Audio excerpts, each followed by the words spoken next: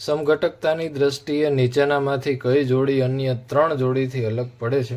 તો આ બધી જોડીમાં આપણે પહેલાં તો સમઘટકતા કઈ લાગુ પડે છે એ પહેલાં તો ચેક કરી લઈએ. પહેલું જોઈએ ઓપ્શન એ, મિથાઇલ સાયનાઇડ અને મિથાઇલ આઇસોસાયનાઇડ બેને આપણે સ્ટ્રક્ચર દોરીએ એટલે આપણને ખ્યાલ આવે. તો વિકલ્પ એ છે. મિથાઇલ સાયનાઇડ એટલે કે CH3C ટ્રિપલ બોન્ડ N, આમ થયું methyl cyanide.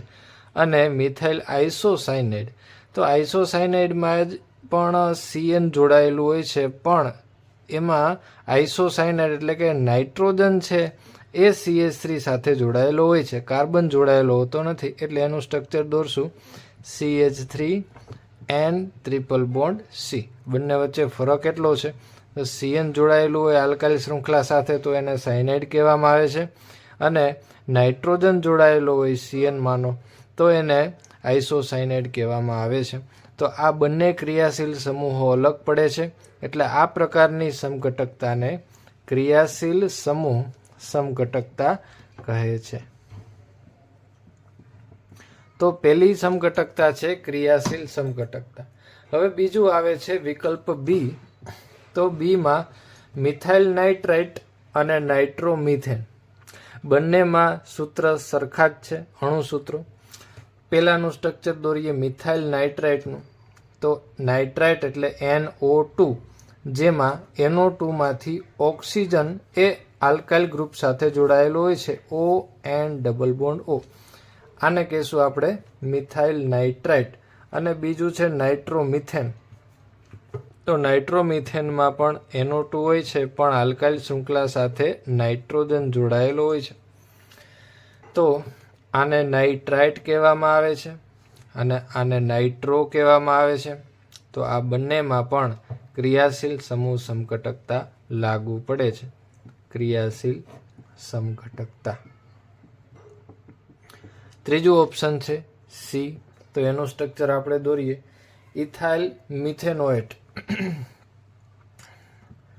C double bond O CH2CH3. આ થયું ઇથાઇલ મિથેનોએટનું સ્ટ્રક્ચર. અને એવી જ રીતે બીજું દોરીએ મિથાઇલ ઇથેનોએટ. મિથાઇલ ઇથેનોએટ એટલે કે CH3C ડબલ બોન્ડ OCH3. આ થયું મિથાઇલ ઇથેનોએટ. હવે આની અંદર બંનેમાં ક્રિયાશીલ સમૂહ તો સરખા છે, OH, અને આમાં પણ OH એટલે કે એસ્ટર છે.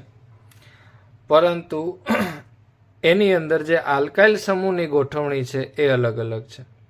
આલ્કાઇલ સમૂહ એટલે કે આ OH છે, એમાં આ બાજુ એક આલ્કાઇલ સમૂહ છે અને આ બાજુ 2 આલ્કાઇલ સમૂહ આવેલા છે. અને એવી રીતે આ બાજુ ડાબી બાજુ છે, આ ઓક્સિજનની ડાબી બાજુ 2 આલ્કાઇલ સમૂહ અને ઓક્સિજનની જમણી બાજુ ફક્ત એક જ આલ્કાઇલ સમૂહ આવેલો છે. તો આલ્કાઇલ સમૂહની ગોઠવણી જોઈએ તો 1-2 થાય છે, જ્યારે આમાં 2-1 પ્રકારની ગોઠવણી થાય છે. તો આપણને ખ્યાલ છે કે અણુસૂત્રો સમાન હોય અને આલ્કાઇલ સમૂહો જુદા જુદા હોય, આલ્કાઇલ સમૂહની ગોઠવણી જુદી જુદી હોય, તો એને મેટામર કહેવામાં આવે છે. ઓકે. અને હવે આપણે ચોથું ઓપ્શન જોઈએ 1,2-બ્યુટાઇન અને 1,3-બ્યુટાડાઇન. એ બંને જોઈ લઈએ.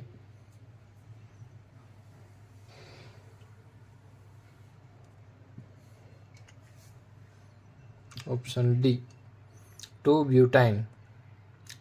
તો આમાં ડાયરેક્ટ આપણને ખ્યાલ આવી જશે કે આઇન પ્રત્યય આવે છે અને આમાં ઇન પ્રત્યય આવે છે. એટલે કે આમાં આલ્કીન છે, આમાં આઇન છે અને આમાં ઇન છે.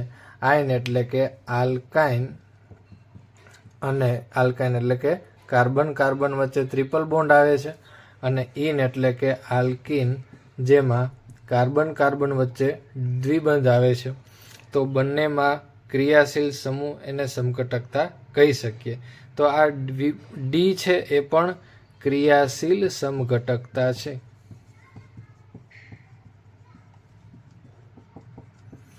તો આપણો વિકલ્પ એ છે એ ક્રિયાશીલ સમઘટક છે. બી છે એ પણ બંને ક્રિયાશીલ સમઘટકો છે. સી છે એ મેટામર છે, અને ડી છે એ પણ પાછો ક્રિયાશીલ સમૂહ સમઘટક છે. તો 3 વિકલ્પો છે એ સરખી સમઘટકતા ધરાવે છે, અને ત્રણેય એ, બી અને ડી ત્રણેય ક્રિયાશીલ સમઘટકો છે, જ્યારે એક જ ઓપ્શન સી છે એ અલગ પડે છે અને એ મેટામર તરીકે ઓળખાય છે. તો અહીંયા જવાબ આવશે સી. સમઘટકતાની દ્રષ્ટિએ નીચેનામાંથી કઈ જોડી, તો કે સી છે એ અન્ય 3 જોડીથી અલગ પડે છે.